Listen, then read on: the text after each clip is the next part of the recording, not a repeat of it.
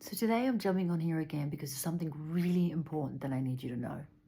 Super important. If you've identified as an alcoholic, you've been watching the content and different videos and you're like, yep, kind of tapped onto the inside and you were like, looking at everything, the diagnostic criteria, and I know in my heart, I definitely have a problem with alcohol, whether it's alcoholism, somewhere along the DSM-5 spectrum, I definitely do have an issue. I want to tell you some really good news, some really surprising news, and tell you a little bit of a happy story about this that can hopefully give you a little bit of hope. So stick to the end because there's a good news twist in this, you know?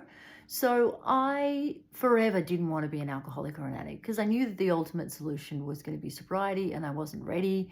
And there's so much personal growth that I had to go through to understand my relationship with alcohol, why it had been such a maladaptive force in my life, the true consequences of it on my body and on my life, internally and externally. It was a long process. It was a journey of transformation. I talk about that in other videos. But I'm going to give you the abbreviated version. And that is that I identify as a recovering alcoholic. And you'd think, okay, like not something you'd wear as a badge of honor. Knowing that in terms of true alcoholism and understanding the neurology of it and it as a disorder, as understood by all the medical professionals and all the research. It's like, I wouldn't be ashamed if I had diabetes. I wouldn't be ashamed if I had cancer. Why should I be ashamed that I'm a recovering alcoholic?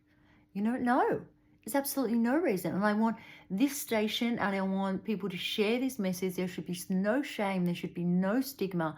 What we understand about addiction, alcoholism specifically, it's a disorder. It's a change to the way the brain functions. There's no shame, absolutely no shame. If anything, it's the opposite. And this is what I wanted to tell you in terms of the happy story. I share about this very openly.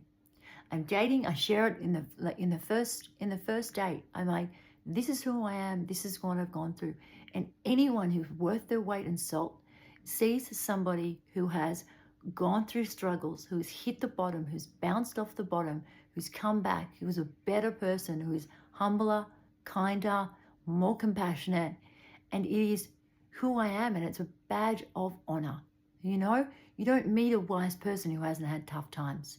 So it's something to be proud of, to recover from addiction, and there's absolutely no shame in it.